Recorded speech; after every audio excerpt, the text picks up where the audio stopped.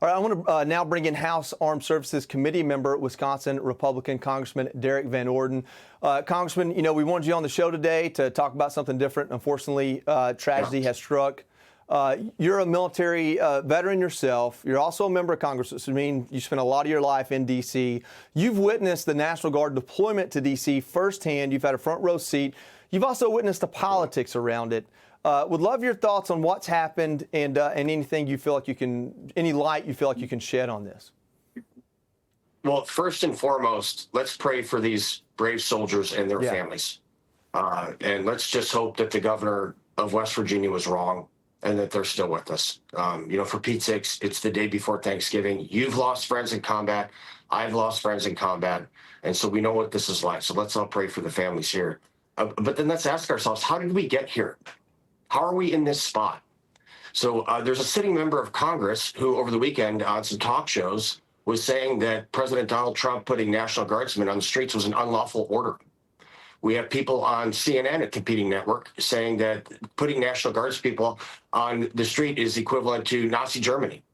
So this inflammatory rhetoric by the left has to stop. Now, did this drive this shooter? We don't know the answer to that question. But did it prevent him from doing it? Hell no. So my Democrat colleagues need to understand that their words have real consequences. On that topic, talking about the politicization of it, you've interacted with these National Guard members. Have you seen any of them, show any signs of not wanting to be there? It seems to me, I was just there a few weeks ago. They seem to be smiling, interacting with the people there. We had someone on earlier talking about how they were picking up trash as much as they were doing anything.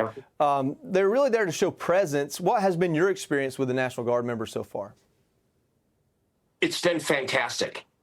These brave young men and women are essentially defending our nation's capital. So the last time, 2 times ago, I went down to Union Station. It was to refly the flags that some Palestinian terrorist supporters pulled down and burnt on the ground. Me and some of my buddies walked down there. We reflew those flags, and it was a dump.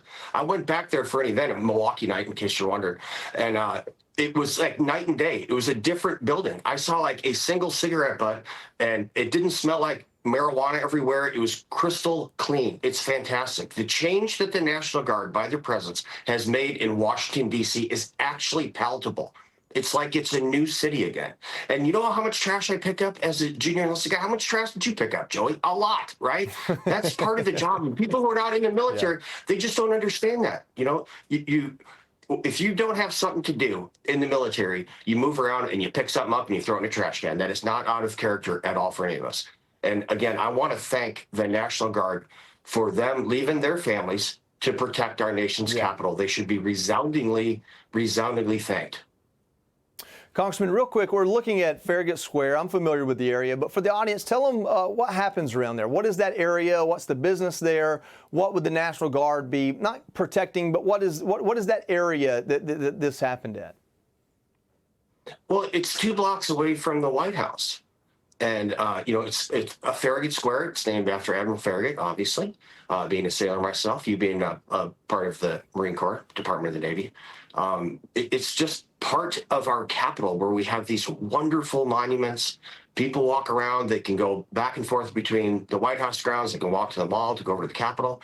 I mean, it is our nation's capital. And so we have these wonderful things that people can visit. And actually now, because the National Guard is there, they can visit them safely and securely. You can walk around Washington, D.C. at night now. And it's solely because of Donald Trump's decision to send the National Guard to Washington, D.C. And he should be commended for that. Real quick, before I let you go, we're going to bring in Buck Sexton in just a second. But you were in the military. You were a leader in the military. You've seen this. Do you have any reservations over the type of training these National Guard soldiers had in order for the job they've been doing? Zero. I'm the longest serving enlisted member of the United States military to ever get elected to Congress in the history of our nation. And I've led thousands of sailors, Marines, Air Force personnel, no Guardians that wasn't around when I was in.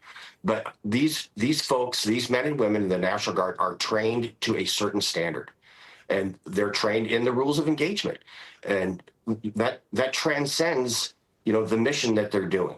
So these National Guards men and women are completely prepared to do the job that they're doing, which is defending the United States Capitol at this point. Congressman, thanks so much for your service. Thanks for coming on today. Again, we had a different topic, but tragedy has struck, and thanks for bringing some of your insight and calming voice. Hey, it's Will Cain. Click here to subscribe to the Fox News channel on YouTube. It's the best way to get our latest interviews and highlights. And click to subscribe to the Will Cain podcast for full episodes right now.